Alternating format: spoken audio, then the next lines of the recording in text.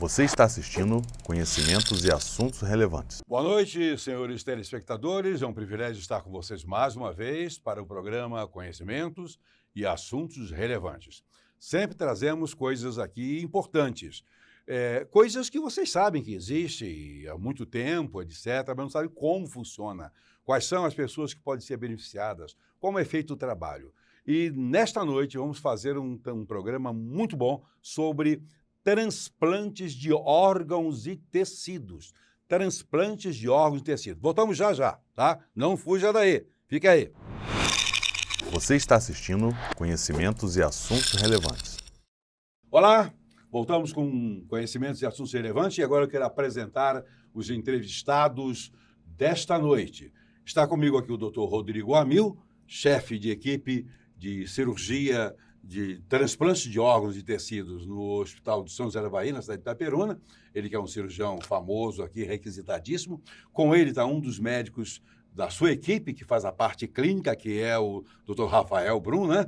Muito obrigado, Dr. Rodrigo Amil, por ter vindo, participado conosco. E o Rafael também muito bem-vindo aqui à Rede Brasil de Televisão, programa Conhecimentos e Assuntos Relevantes. Vamos papear aqui, a nossa entrevista é interativa, contributiva, para esclarecer, para pontuar, para mostrar tudo de bom. O primeiro módulo que vamos tratar é exatamente sobre a questão de definição, né?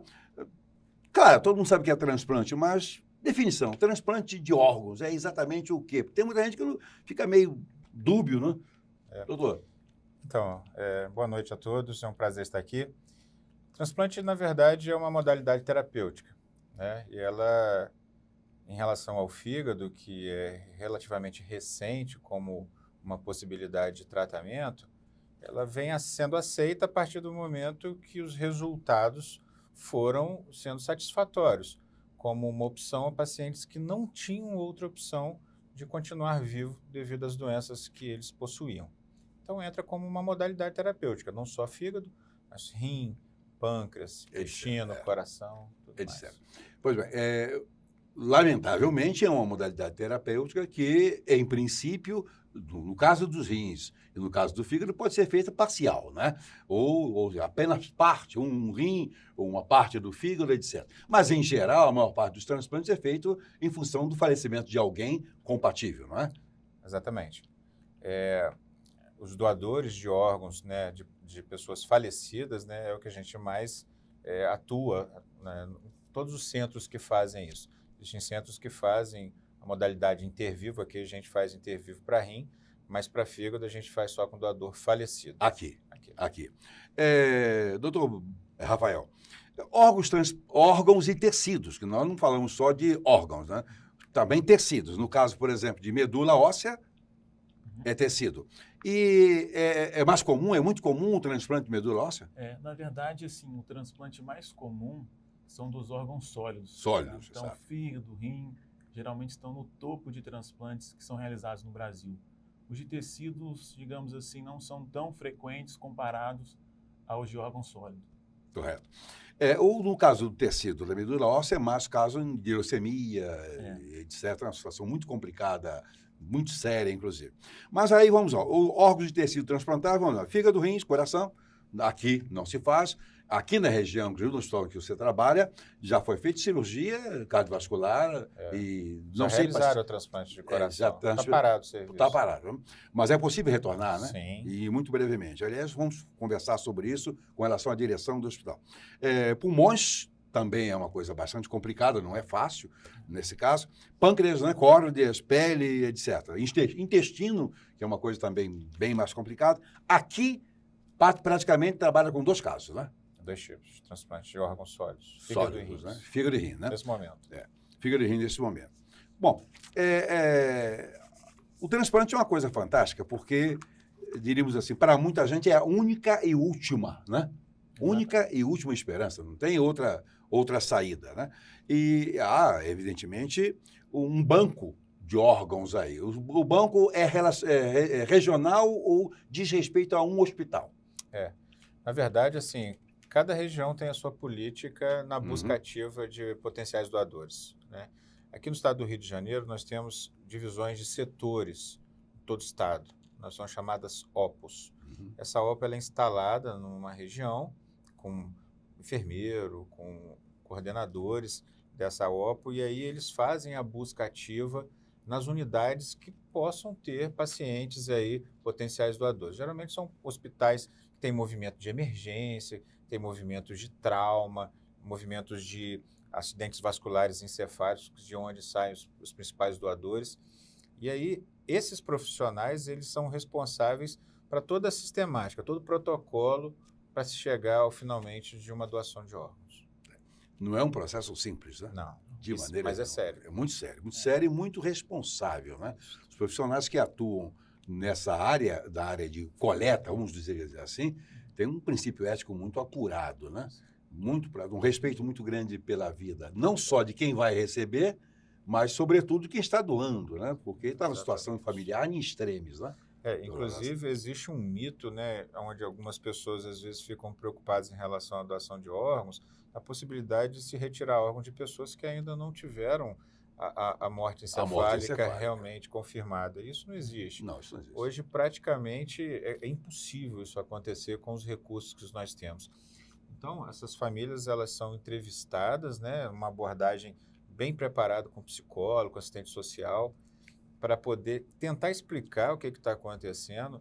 Existe um conceito hoje da morte cerebral, que é onde você tem ali o ponto de vista jurídico já documentado essa morte. Ali já pode ser dado o atestado de óbito com a confirmação desse exame.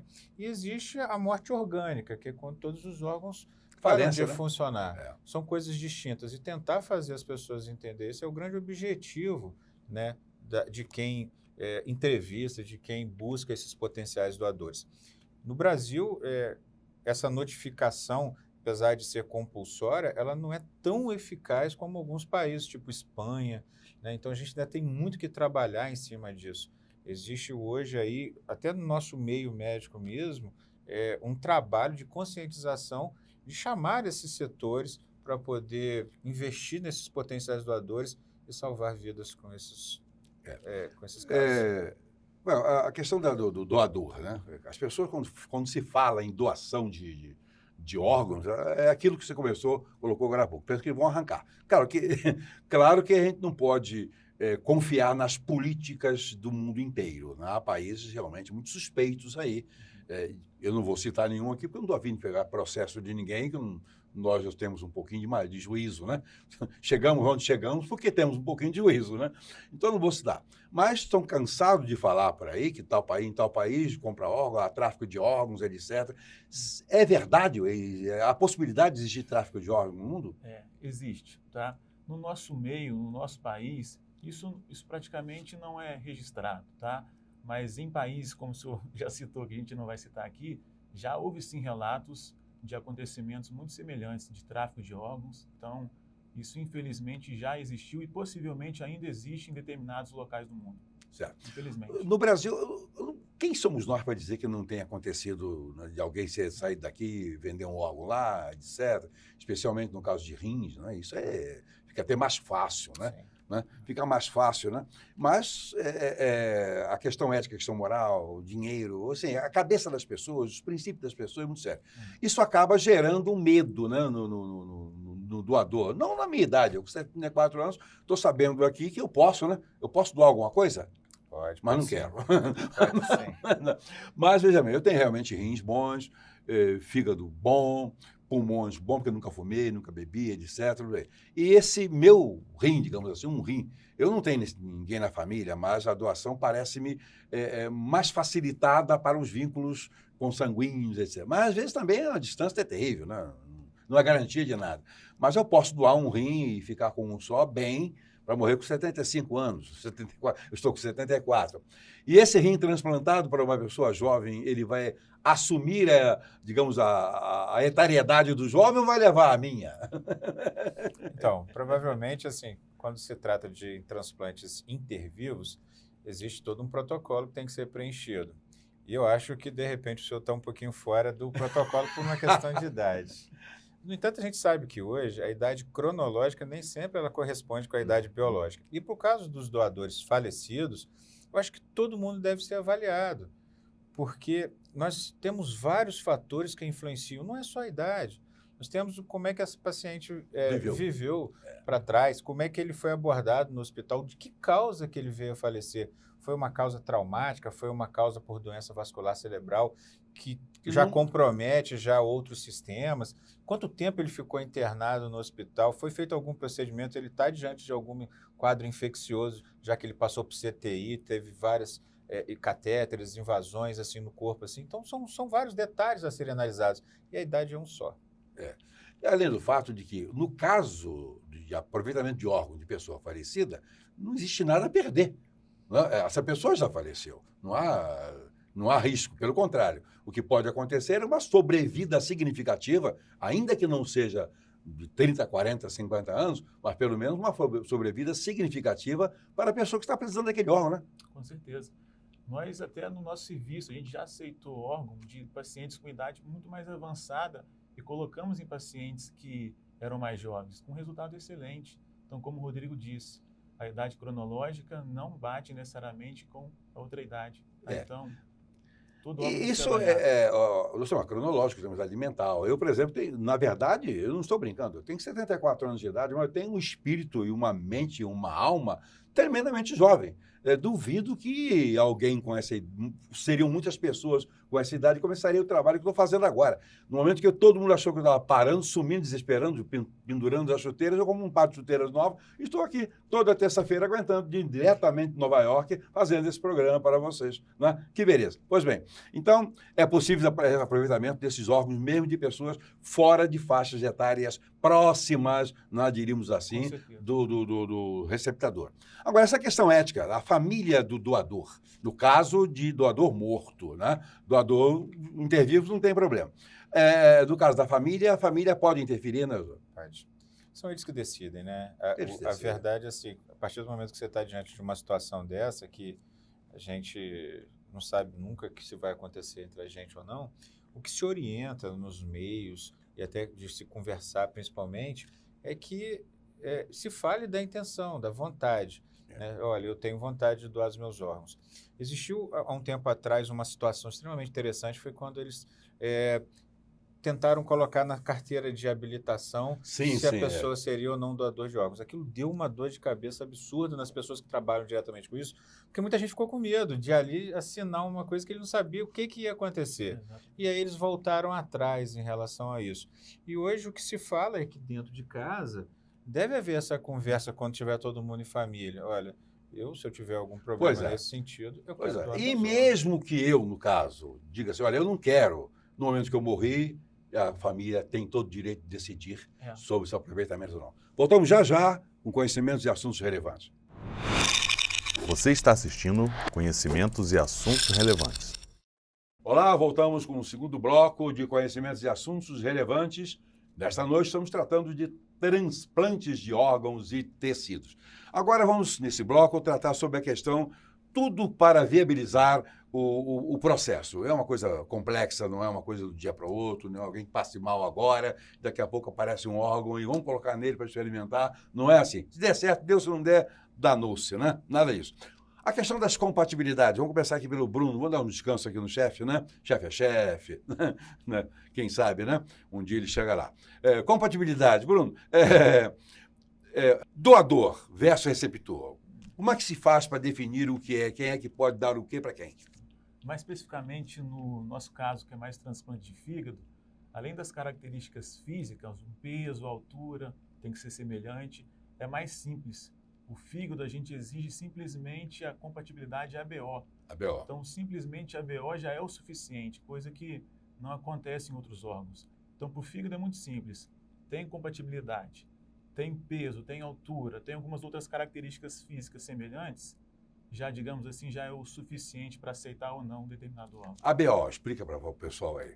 Joguei saber ABO. Associação Brasileira de quê? Não, nada disso. A compatibilidade ABO é muito simples. A depender do tipo sanguíneo, o paciente pode ou não receber determinado tipo de órgão. Tá? Então, vai depender se o tipo dele é A positivo, se é B, se é AB, se é O. Recepção até do próprio sangue, né? Até para transfusão, né? Exatamente. Começa por aí, que é a mesma coisa, outra última palavra. É a mesma lógica. É a mesma lógica, né? E fica mais fácil para o fígado Muito mais fácil. do que para o rim, por exemplo. Exatamente. Embora a cirurgia do rim, vamos ver, em tese, seria mais fácil do que a do fígado. O fígado tem uma vantagem, ele é um órgão que se regenera, ele se multiplica, ele cresce. Você Sim. pega um pedaço, né? E ele pode crescer bastante, não pode? Então, ele tem a capacidade, sim, de hipertrofiar, né? Certo. Ele não é que você tirou um pedaço e vai crescer outro Não, igual. não. Aquele pedaço que ficou, ele vai compensar. Compensar. Podendo chegar aí a 80%, 90% do que era original. É. Mas realmente, assim, tecnicamente, a gente não tem comparação. E assim, são condições totalmente diferentes. Por exemplo, de quem espera o transplante de órgãos, fígado e rim, o fígado, a partir do momento que ele entra numa falência, seja ela crônica ou uma falência aguda, que são situações extremamente graves, e aí sim é uma correria danada, como o senhor mesmo falou, ele não tem a possibilidade de uma substituição, mesmo que temporária, para manter o paciente vivo. Não tem. Então a gente segura com medicamentos, coloca na fila e reza para aparecer um doador. O rim não, o rim de certa maneira a gente consegue colocá-lo num sistema de diálise, a melhor possível para aquele paciente. E isso aí dá a chance desse receptor de esperar e de aguardar. Exatamente. Né? Quando se entra na condição de escolha do órgão, sem sombra de dúvida, o rim ele é muito mais complexo do ponto de vista de compatibilidade. Certo. Não é só o sistema BO, e entram outros fatores que são analisados. Tanto é que, por exemplo, para um doador, às vezes, costuma chamar 20 receptores. Isso é analisado numa placa para escolher aí 2 que serão transplantados. Exatamente. Né? O fígado não. Agora, quando parte para a cirurgia, tecnicamente, a cirurgia do rim é uma cirurgia relativamente simples. Na maioria das vezes, a gente coloca ele fora, nem chega a entrar na cavidade abdominal, não precisa retirar os rins que não estão funcionando, Válidos, na maioria das vezes. Fígado não. Fígado nós não tem temos jeito. uma condição. Agora, se fosse para operar, fazer a cirurgia do rim, do local, Seria mais complexo. seria muito mais complicado. Seria muito mais. E tem situações onde a gente tem receptores que precisam Exatamente. de fígado e de rim, no mesmo transplante. O que é muito mais complicado, né? Mas com sucesso. Melhor. Bastante. A cirurgia indo bem, o paciente recuperando bem, esse paciente tem um manejo no pós-cirúrgico melhor. Melhor do que quem fez apenas um deles, né? Interessante. Essa rejeição, o risco de rejeição. O risco de rejeição existe sempre, né? Não tem... Não existe... Até em transplante de medula óssea, né? Perfeito. Existe... Como se resolve ou como se minimiza o risco da rejeição, Bruno? Na verdade, a rejeição tem várias facetas, né? Tem rejeição hiperaguda, aguda, rejeição crônica. Então, a qualquer momento do pós-transplante, a rejeição pode acontecer. E é uma das complicações que podem acontecer. Então, assim, o que a gente faz muito na prática, que pode minimizar o risco de rejeição, é otimizar o esquema imunossupressor, as medicações que impedem do organismo rejeitar aquele órgão de uma maneira mais precoce. Então, é isso que geralmente é feito. Isso começa antes, então? Na verdade, começa no transplante de fígado pós. Pós. O rim começa antes. Que começa antes, né? Agora, a questão para vencer a rejeição, na verdade, significa, de certa forma, fragilizar o organismo. Né? Exatamente. Né? E aí vem a possibilidade de comorbidade, de Sim. infecções, essas Exato. coisas aí. Exato. Tira o sossego de vocês, não tira? Especialmente o seu, né? Tira, sem dúvida. Então, assim, tanto que num pré-operatório de um paciente de transplante de fígado, ele tem que ser muito bem avaliado para infecções prévias. Existe uma infecção que é particularmente muito, digamos assim, comum, chama citomegalovírus, que é um vírus que, a depender das condições prévias do paciente, pode ou não ser mais prevalente no pós-transplante. Então, assim, também é uma causa de infecção. A infecção viral, a infecção bacteriana, a infecção fúngica. São situações que, às vezes, para o indivíduo normal, passaria desapercebido. Simples, mas que num doente, onde você joga a imunidade dele lá embaixo para não rejeitar. Não rejeitar, se torna pode alguma um coisa prato cheio para essas terrível, infecções né? oportunistas. Nessa linha de raciocínio aí que costumam acontecer os óbitos pós-operatórios, né? Não tem... Geralmente, essas patologias, elas são mais tardias, né? São mais remotas em relação à cirurgia, ao ato em si. Quando se fala em cirurgias de grande porte, não só o transplante, mas cirurgias cardíacas, cirurgias pulmonares, nós temos os riscos de qualquer grande procedimento. Lógico. Riscos de sangramentos, riscos de de trombose, de alguma anastomose. Então, são situações assim onde... Vamos ser sinceros, Rodrigo. Uma cirurgia de transplante, qualquer tipo de cirurgia, é sempre alguma coisa muito séria, Sim. né? Porque trombose pode acontecer com muita facilidade, certo? O equilíbrio químico que o anestesista está fazendo ali, tanto pode ajudar, quanto pode também fazer uma pessoa desenvolver um embolia, um negócio qualquer. Isso tudo é possível. E não tem como evitar, porque a verdade é que o médico, cirurgião ou não, muito mais o cirurgião, e o clínico, porque está na preparação, está ali patrulhando tudo para a coisa não complicar, né? Pois bem, e o anestesista, coitado, ele está... Ninguém sabe, mas ele não pode tirar o olho de um monitor, né? A verdade é essa, ele não pode... não é como anestesiar um dente, o anestesiar adormeceu, tá, vamos arrancar. O cara sai para tomar um chopp, alguma coisa assim. Não, ele tem que ficar o tempo todo ali. Pois bem, isso aí é algo muito sério, é risco o tempo todo. É risco o tempo todo. A gente, entre cirurgiões nossos, assim, clínicos e tudo, é uma situação tão complexa, tão difícil, que a gente costuma dizer, olha, isso aí é feito para dar errado. Dá certo porque a gente vai corrigindo tanto detalhes. Mas o tempo todo. O tempo todo. O tempo todo. E a gente não pode cochilar. Existe uma outra coisa, algo muito curioso, que é o porta-aviões, né? Porta-aviões.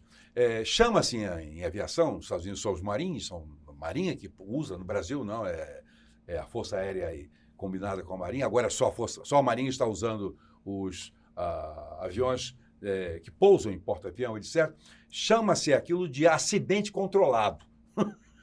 O troço é tão perigoso, é tão complicado que um pouso perfeito num porta-aviões é um acidente controlado. E o trabalho de vocês também tem tudo para dar errado. Né? Mas dá certo por causa de quê? Porque vocês excedem em competência, excedem em trabalho, excedem em responsabilidade, excedem em dedicação, excedem em amor ao próximo. E aí dá certo. Porque também vem o poder do Altíssimo cooperando. Porque então, ele tanto tem interesse, Deus tanto tem interesse na vida de vocês, quanto tem interesse na vida dos pacientes. Você mesmo já me operou 2 vezes, você deve se lembrar direitinho. E eu estou vivo, tá vendo? Deu certo, vamos lá. Mas não foi transplante, não. Se eu tivesse que fazer transplante, faria daqui para cima. Vocês estão vendo? Olha aqui, ó, tá tudo errado aqui. Né? Eu precisava melhorar, mas ele não é cirurgião plástico. Fator tempo, no caso da cirurgia. Transporte de órgãos, isso é uma... O que você diz disso? Isso é extremamente interessante, né? E a gente, por exemplo, que está fazendo transplante aqui, a gente costuma dizer que nós estamos aqui um oásis no deserto, né? Estamos no interior de uma cidade pequena que tem um movimento acadêmico interessante e que, de repente, um hospital grande, por um idealizador, faz uma máquina funcionar e a gente tem problemas de logística, né? Então, a maioria dos doadores no estado do Rio de Janeiro, eles se encontram na capital. Então, a gente tem a captação do órgão e a partir do momento que se capta esse órgão, que faz a ligadura e coloca numa solução de preservação, a gente tem uma corrida contra o tempo. Fígado, o ideal é que a gente aí esteja revascularizando esse fígado de até 12 horas. Os melhores resultados são esses. Passou disso, a gente começa já a ter problemas que às vezes não são nem imediatos, são até tardios. Né? O rim um pouquinho mais, em torno de 24 horas, 36 horas, esse rim pode ser transplantado. Então, ele aguenta um pouquinho mais. Então, aqui no nosso interior, o grande problema é transporte aéreo. Porque hoje, para você ir ao Rio de Janeiro, por exemplo, de carro, ele leva aí, não leva menos de 5 horas com as cidadezinhas aumentando no trajeto. Né? De helicóptero a gente consegue, mas tem a questão do teto, ele só voa de dia. Então, tem que ter um bom tempo, fator tempo. Eu tenho avião, leva 1 hora, 1h30 daqui ao Rio. Então, é um fator favorável, mas depende também do tempo lá para pousar ou não. Exatamente. Então, essa semana que passou agora, nós fomos surpreendidos com uma ação que a gente nunca teve e que achamos extremamente interessante. A FAB trouxe para a gente o nosso órgão no último transplante, que foi uma coisa assim, para nós, novidade, sensacional. As coisas mudaram, a gente sempre teve alguma dificuldade nisso, mas parece que isso daí agora tem sido um fator facilitador. Então, o nosso maior problema é a questão da distância do grande centro.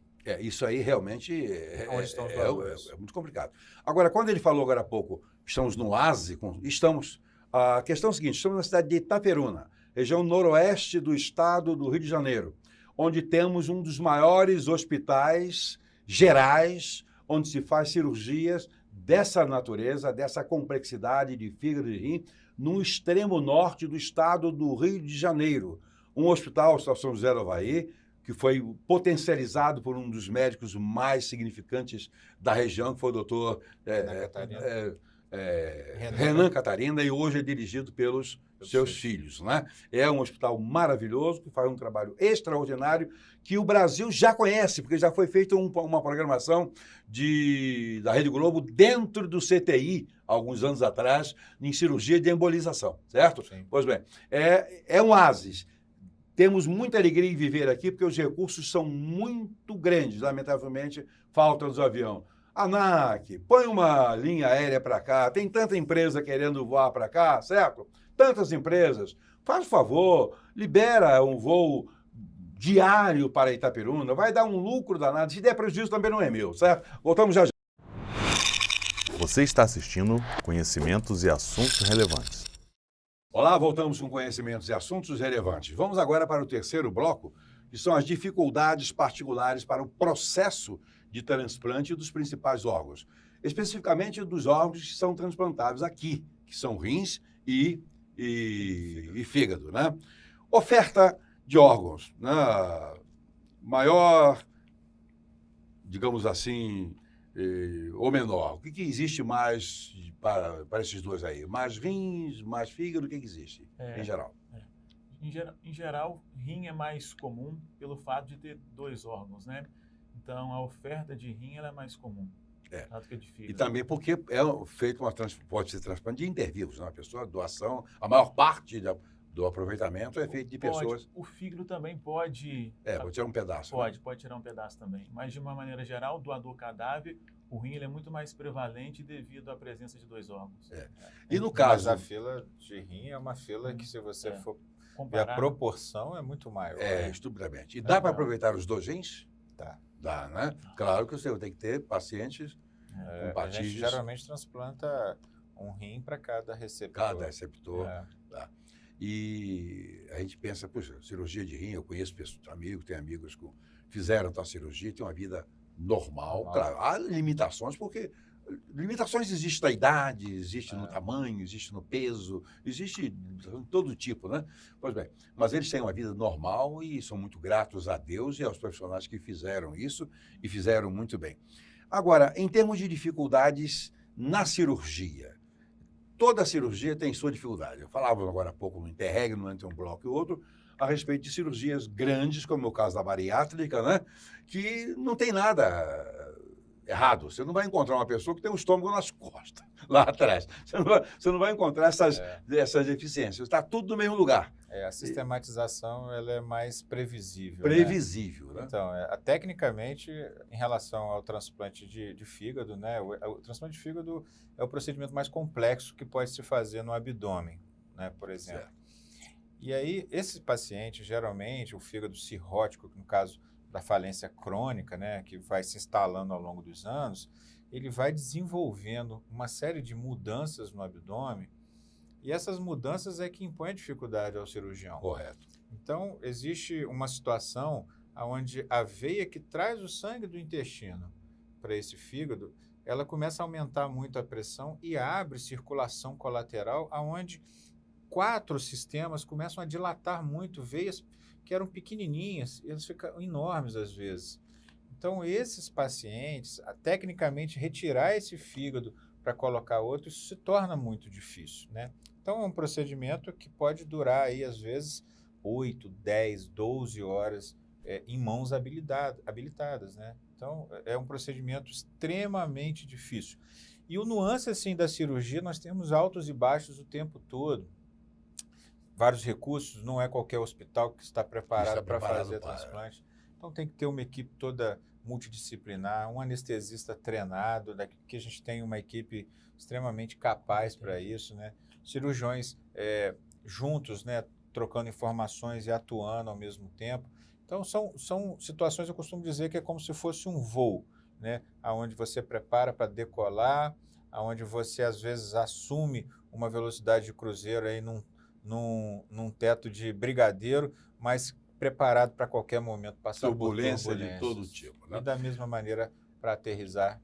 Agora veja, considerando essa mudança de calibre, né, entre artérias e veias, por força do tempo, por força do estrago, né, no caso da cirrose, por exemplo, é um estrago feito normalmente por bebidas, essas coisas todinhas, né? E suturar esses vasos aí, como que fica?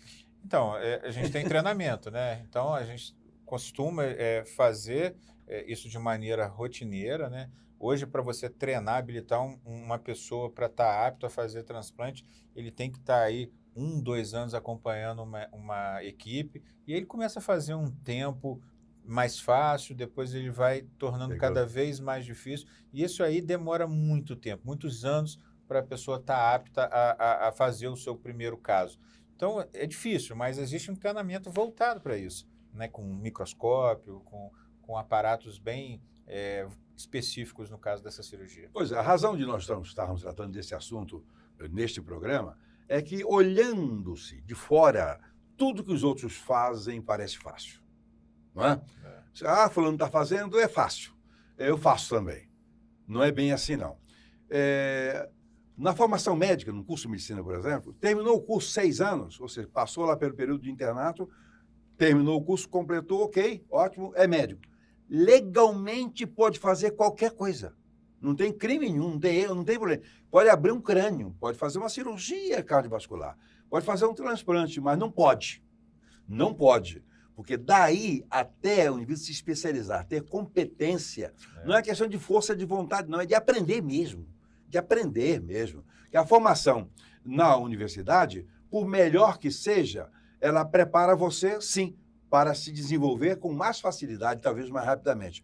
Mas lhe dá competência para resolver tudo, como a lei contempla, não dá. Então a gente fala, fulano fez um transplante de rim, coisa simples. Fique sabendo, meu querido amigo, que você tem um rim transplantado, está vivendo, familiares que têm pessoas que estão na fila de tratamento, que as pessoas que vão operar o seu querido ou a você são pessoas hiper preparadas que colocaram a vida no holocausto da saúde. Colocaram a vida em cima de um holocausto. Estão preparados para servir, para salvar, são anjos, ou seja, enviados. A palavra ângelos é uma palavra grega que significa enviados. São enviados de Deus para o seu bem. Então, respeite bem esse profissional, porque ele está fazendo muito mais do que você imagina.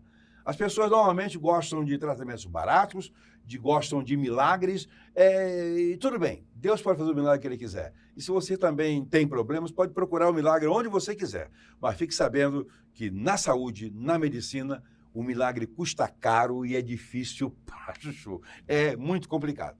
A presença entre essas dificuldades já colocadas pelo Dr. Rodrigo Amil e também pelo Dr. Rafael, a presença, o anestesista. O anestesista de transplante não é um anestesista qualquer, ele tem que ter um treinamento.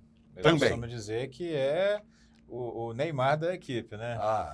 Então, assim, são situações onde os altos e baixos acontecem o tempo todo e ele tem que estar habilitado a manejar as drogas para poder manter ali a cirurgia sob controle. Então, a gente costuma dizer que não é qualquer anestesista que pode aí partir para fazer anestesia do transplante. Não é anestesista que trabalha com ortopedia, Provavelmente o anestesista que faz transplante, ele faz anestesia para ortopedia. Mas E se eu fosse fazer uma cirurgia ortopédica, eu ia querer um anestesista que faz transplante. Sim. Mas aquele que trabalhar só com ortopedia, você não vai querer botar na sua equipe. Né? Você é o clínico da equipe. Né? O que sobra para você dessas cirurgias? Na verdade, o que sobra é o pós-operatório. Certo. Que muitas vezes não em 100% das vezes, ele é de difícil manejo. Então, a gente, além dos clínicos da equipe, existem também os médicos que trabalham no CTI. Então, o pessoal do CTI no pós-operatório imediato são fundamentais para o sucesso do transplante. É o primeiro passo, né? Quando sai da cirurgia, CTI. Não tem Eles jeito. Recebem um doente que precisa ali de cuidados ali. E as primeiras 24, 48 horas são muito difíceis. O CTI é uma área ingrata, né? Porque o paciente que entra ali só entra em qualquer descuido e ele vai, né? É uma especialização muito séria, né? Muito séria e essencial.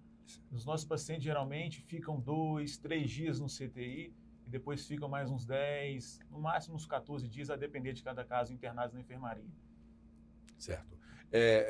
Mas então o anestesista é muito especial, o clínico tem um trabalho muito objetivo, né, que ele já vem trabalhando antes, né? Você começa antes. Né? Exatamente. Não só médicos, né? Temos enfermeiros. Certo, né? a equipe fisioterapeutas, é multidisciplinar, e cada um tem um papelzinho importante. Psicólogo, somos Certo. todos... E o CTI, no caso, o CTI que param o paciente de transplante, ele tem que ter equipamentos muito melhor do que um CTI, digamos assim, convencional, simples. Aí. Por exemplo, o hospital que a gente trabalha, ele faz outros procedimentos enormes e tão complexos como o transplante. Então, são pacientes que às vezes precisam de CTI, eles já estão habilitados. Ali não tem problema, eu sei disso. Aqui no São da Bahia não tem problema. Já estão já habilitados a manejar esses doentes críticos que a gente chama. Não só em equipamento, mas como recurso humano. Porque não adianta também ter equipamentos de primeira se o profissional não estiver capacitado. E também um profissional capacitado sem um instrumento nas mãos, que decepção, que frustração, né? Que frustração. Bom, o cirurgião adjunto, né? No caso, ele é clínico, não é adjunto. Mas ali no centro cirúrgico você está fazendo um transplante de fígado, de rim, e não é só você o anestesista, tem mais ali quantos com você? Tem. Então, assim, geralmente tem um primeiro auxiliar e às vezes mais 2 auxiliares, um em cada lado, né? A gente tem ali uma equipe toda montada. Tem que ter, não tem jeito de fazer transplante só com uma pessoa sozinha. Não tem jeito. Há risco de saúde para um profissional que está operando, fazendo um transplante. Há casos, por exemplo, de levar 8 horas numa cirurgia. Você já viu gente ter problema? Médicos ter problema em CTI? Eu já vi situações onde o cirurgião principal se sentiu mal e o outro teve que assumir. Felizmente nunca foi comigo, mas eu já vivenciei isso. É algo terrível. Você está para salvar uma vida e passa mal, porque pode ter um infarto, pode ter um AVC. Pode se sentir mal. Pode se sentir mal. Consegue enxergar um vasozinho para fazer uma boa anastomosi. E não precisa ser um quadro grave. Não precisa. Apenas desregulou um pouquinho, considerando a delicadeza do campo cirúrgico em que está atuando, ele pode não dar. Mas esses adjuntos que estão ali, eles têm que ter competência suficiente para continuar a obra, né? Exatamente. Então, todos eles são em nível já de ponta, não é? Sim, são pessoas diferenciadas. Diferenciadas. Pois bem, então, quando você souber e vier a saber de alguém que foi operado, ou você vai ser operado, fique sabendo que ali tem 2, 3, 4, mais anestesistas, mais tudo, tem um monte de gente investindo suas competências para salvar você, para salvar seu filho, para salvar sua filha, enfim, para resolver o seu problema. Agora, nessa fase ainda, a questão da fragilidade do órgão transplantado. É claro que deve interferir. Órgãos sólidos, órgãos não sólidos, e entre os sólidos também a diferença entre um rim e um fígado, não é? Sim. Essa questão da fragilidade é como eu falei, ela depende tudo de vários fatores, não só é um fator. Fator tempo, fator qualidade, os exames do doador naquele momento ali onde está sendo avaliada a possibilidade da utilização desses órgãos. Então, são situações multifatoriais, de transporte, né, de refrigeração. A gente pega um órgão que estava funcionando ali dentro do seu habitat, a gente resfria esse órgão, infunde uma solução de preservação para poder diminuir ali o consumo de oxigênio e metabolismo das células, e aí transplanta esse órgão, revasculariza para ele pegar de novo. E pegar uma outra realidade homeostática, diríamos, né? O tempo de internação também, né, Rodrigo? Do doador, a presença ou não de infecção. E são todos fatores que podem complicar. E você vai somando fatores que podem aí complicar aí um transplante, e é daí que a gente diz o sim ou não para cada situação. Voltamos já com o quarto e último bloco deste maravilhoso programa.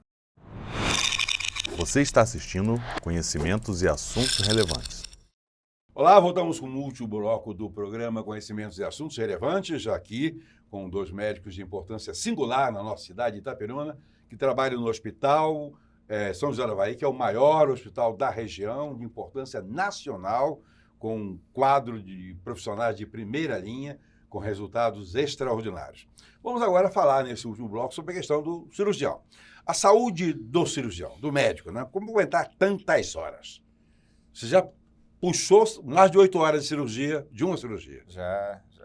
Então, assim, Na verdade, quando a gente está envolvido com um processo desse, é interessante porque eu acho que a adrenalina ali é tão grande que não dá vontade de comer, não dá vontade de beber, não dá vontade de ir ao banheiro, nada disso. O cansaço ele vem depois, quando a gente para, né? Eu já vivi situações extremamente engraçadas em relação a isso.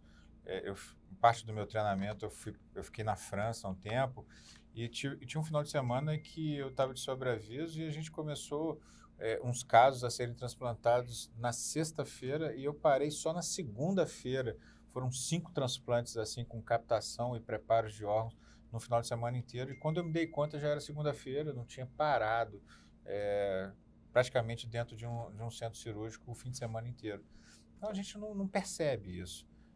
Mas com certeza isso com o tempo vai ficando cada vez mais difícil.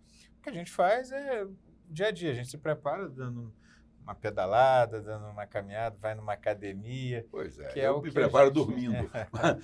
Também, dormindo bem. Dormindo bem, é Também. sumamente importante, Faz né? parte. Agora, é terrível, a sua máquina sente. Sim. Não tem jeito, você vai se desgastando. É. Nos casos de que você chega a fazer microcirurgia, porque no caso você sutura coisa ali que você tem que usar equipamentos. Lupa, E isso sacrifica bastante a você.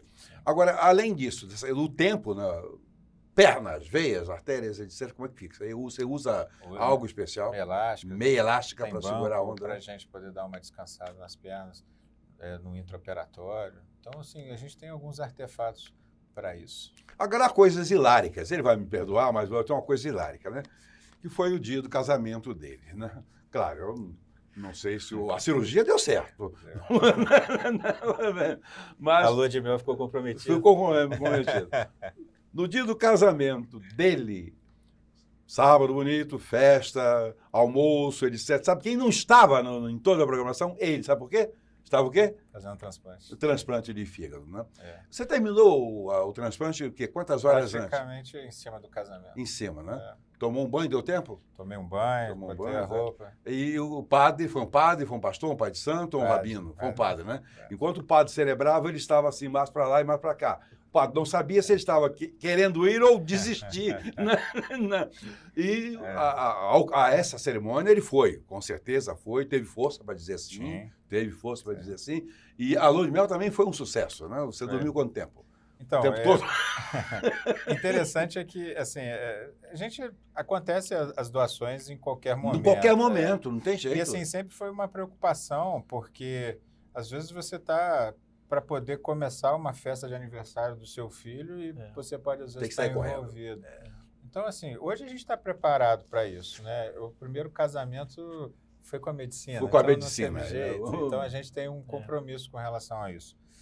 Mas, assim, quem trabalha com isso, quem maneja isso, não tem jeito de dizer não. Não tem. Não tem como.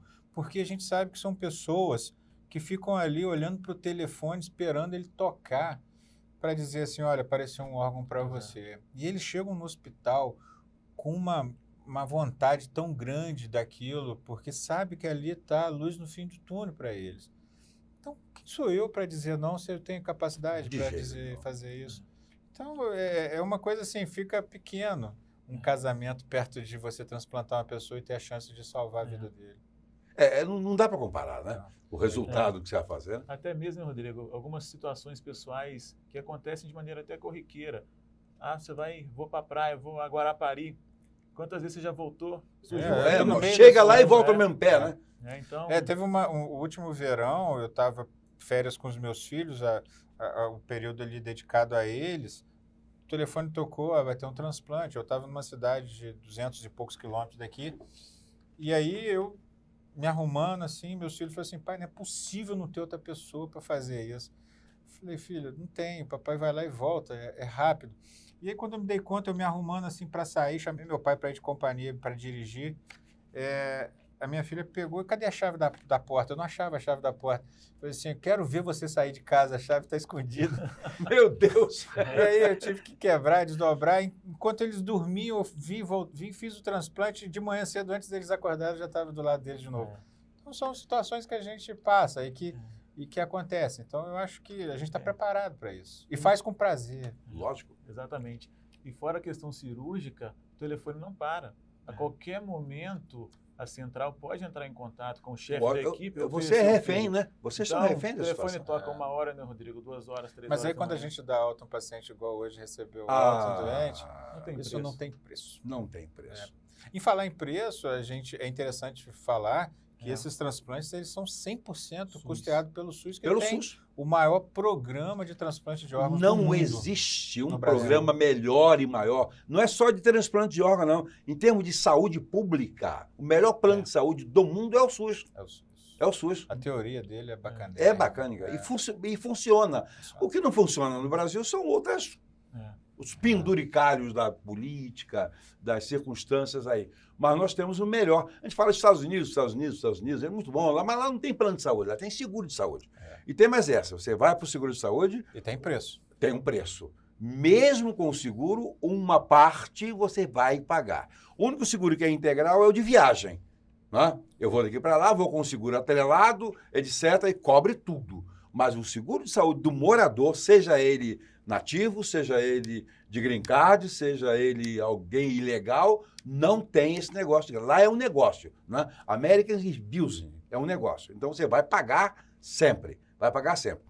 E não acredito que seja, mesmo as melhores clínicas de lá, tenham coisas, essa humanidade que nós temos aqui, né? Eu acho que assim, o grande interessante disso tudo aí é o corpo clínico, né? O corpo clínico ele fica muito envolvido com isso. E sem dúvida, a gente falou de várias situações aqui difíceis do transplante. A maior complicação do transplante é o paciente morrer na fila esperando um órgão sem ser transplantado. É uma tristeza, não? Isso é que a gente fica mais triste. Por isso que a gente hoje faz essa busca, né, esse trabalho de conscientização sobre a doação de órgãos. A gente acabou de sair do mês dedicado a isso. Então, é um assunto que não tem fim, ele não se esgota, ele só se renova, ele só entra em evidência cada vez mais. Idade para ser doador? Em relação a doador falecido, nós não temos limite. Não tem problema, né? Não tem. Já houve fixação de idade? Já teve algum tempo? Já.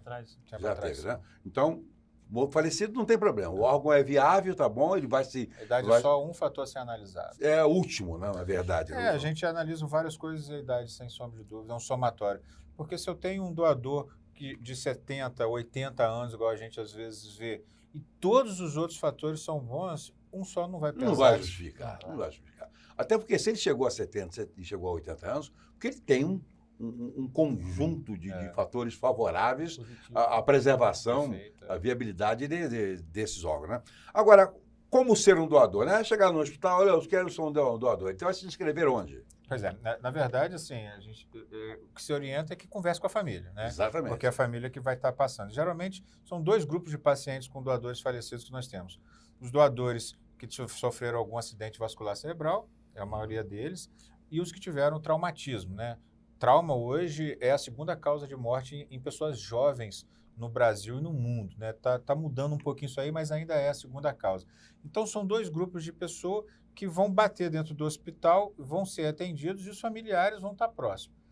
Uma vez identificando a morte cerebral, né, essa equipe, geralmente da busca ativa, passa a visita nesses potenciais doadores, observa se já tem ali um exame clínico que comprova. Existem exames complementares que confirmam que o cérebro não tem fluxo sanguíneo, então existe um silêncio cerebral que é incompatível com a vida. Ou seja, morte cerebral. Morte cerebral.